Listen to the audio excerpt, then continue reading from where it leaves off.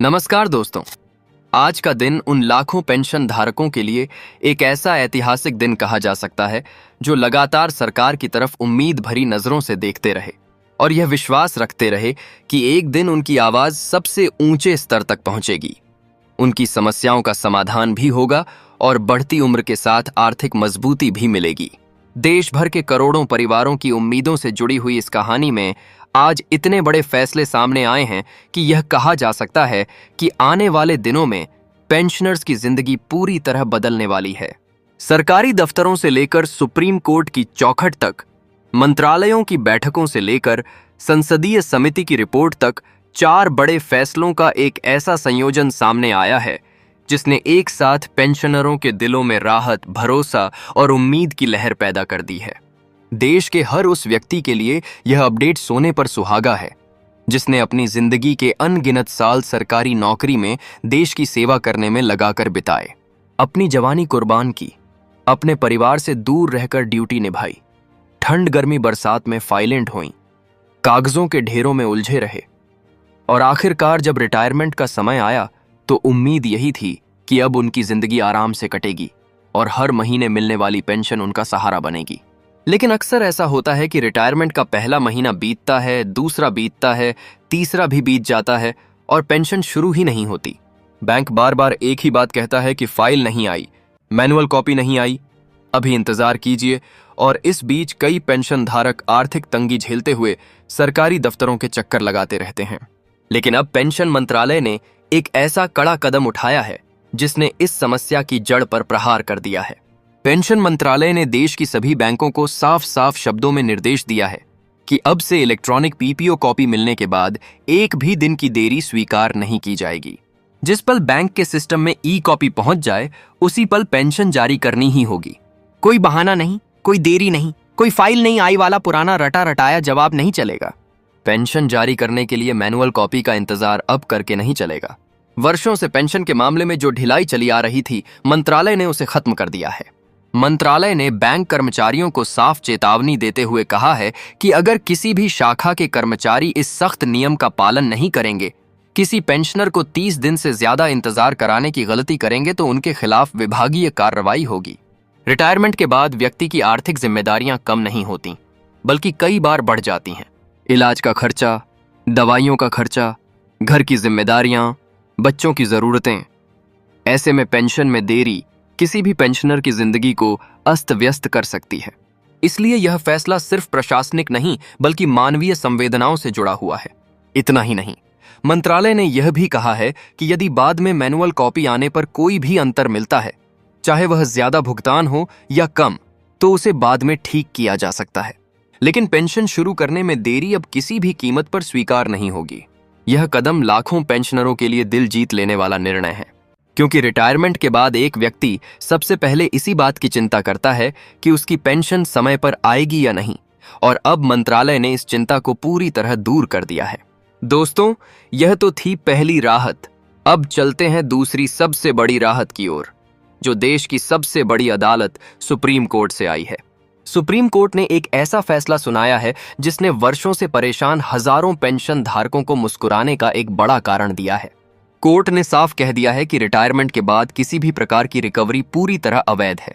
कर्मचारी की गलती न होने पर उसकी पेंशन काटना, उसका बकाया वापस मांगना, फिक्सेशन की गलती निकालकर पैसे रोकना, यह सब अब बंद हो चुका है। कई मामलों में विभाग खुद गलती से गलत वेतन निर्धारित कर देता है। वर्षों तक कर्मचारी उसी वेतन पर काम करता रहता है, कभी उसे नोटिस नहीं मिलता, और जब वह रिटायर हो जाता है तो अचानक विभाग कहता है कि हमने ज्यादा भुगतान कर दिया था और अब हम रिकवरी करेंगे। यही रिकवरी कई पेंशनरों की पेंशन में कटौती करके की जाती है और कई बार बुजुर्ग पेंशनरों को मानसिक तनाव झेलना पड़ता है।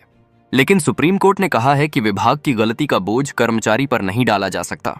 यदि विभाग की गलती से ज्यादा भुगतान हुआ है तो उसकी जिम्मेदारी भी विभाग की ही है। रिटायरमेंट के बाद पेंशनर से कोई भी रिकवरी अवैध है। इस निर्णय ने लाखों कर्मचारियों को एक नई राहत दे दी है कि अब उनकी पेंशन सुरक्षित है। कोई भी विभागीय गलती उनकी उम्र ढलने के बाद बोझ बनकर नहीं आएगी। अब बात करते हैं तीसरे बड़े फैसले की, जो सीधे सरकार के सबसे ऊंचे स्तर से आया है।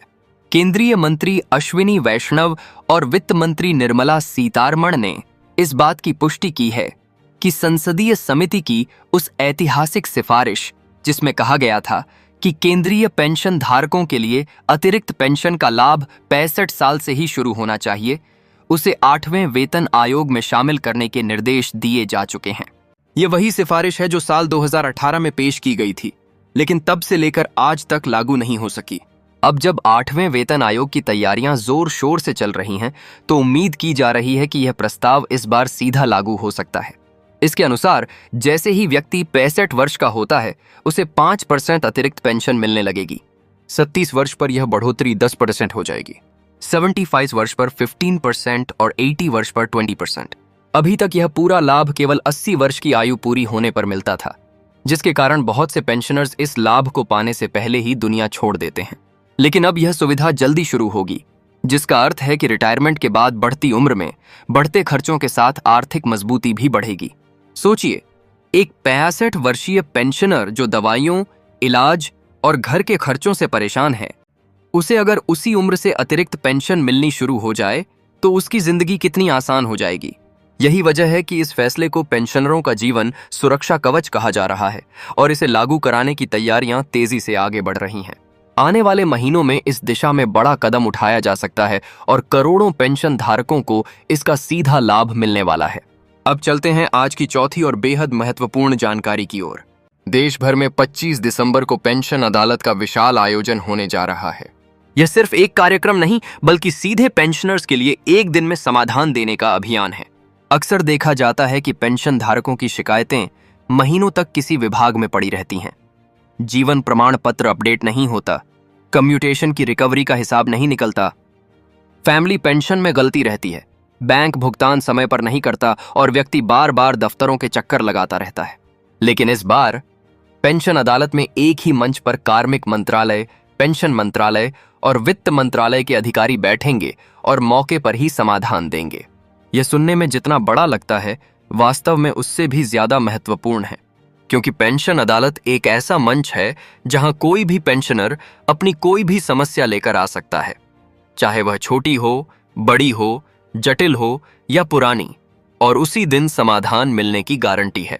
जिन पेंशनरों की फाइलें महीनों से रुकी हुई थीं, जिनकी पेंशन गलत आ रही थी या जिनकी कटौती चल रही थी, उन सभी को इस आयोजन में जाना चाहिए, क्योंकि यह उनका अधिकार है और सरकार ने इसे विशेष रूप से उनके लिए तैयार किया है। अब दोस्तों, बात करते हैं उस मुद्दे की जिसे लेकर देश भर के पेंशन धारक सबसे ज्यादा परेशान रहे हैं, कोरोना काल के 1 महीने के लंबित एरियर के भुगतान की। इस एरियर का मामला सुप्रीम कोर्ट में लंबित है और कोर्ट ने सरकार को 25 दिसंबर तक जवाब दाखिल करने का आदेश दिया है। अदालत ने सरकार से पूछा है कि आखिर 4 साल से ज्यादा का समय बीत जाने के बावजूद अब तक एरियर का भुगतान क्यों नहीं किया गया। वरिष्ठ वकील A.K. तिवारी का साफ कहना है कि यह एरियर कर्मचारियों का हक है, देरी हो रही है लेकिन मिलेगा जरूर। जब सुप्रीम कोर्ट का अंतिम फैसला आएगा तो सरकार को मजबूरन सभी पेंशनरों को एरियर के Rs302 करोड़ का भुगतान 7%, 8% ब्याज सहित करना पड़ेगा। यह फैसला करोड़ों कर्मचारियों और पेंशन धारकों के लिए एक बड़ा आर्थिक सहारा बनेगा, खासकर उनके लिए जो इन पैसों के आने का वर्षों से इंतजार कर रहे हैं। दोस्तों, आज के इन 4 फैसलों ने पेंशनरों की जिंदगी को 4 तरफ से मजबूती दी है। पहला फैसला, पेंशन समय पर जारी होगी। दूसरा फैसला, पेंशन में किसी भी तरह की अवैध रिकवरी पूरी तरह बंद। तीसरा फैसला, अतिरिक्त पेंशन 65 वर्ष से शुरू होने की तैयारी। चौथा फैसला, 25 दिसंबर को पूरे देश में पेंशन अदालत, जहां हर शिकायत का उसी दिन समाधान मिलेगा। और इसके साथ साथ 18 महीने एरियर का मामला भी सुप्रीम कोर्ट में अंतिम चरण में पहुंच चुका है। आज का दिन उन सभी पेंशन धारकों के लिए एक नई उम्मीद लेकर आया है, जिन्होंने अपनी पूरी जिंदगी देश की सेवा में लगा दी। यह बदलाव सिर्फ कागजों पर नहीं बल्कि जमीन पर लागू होने जा रहे हैं। आने वाले दिनों में इन सभी घोषणाओं का फायदा सीधे सीधे पेंशनरों को मिलेगा। जय हिंद, जय भारत।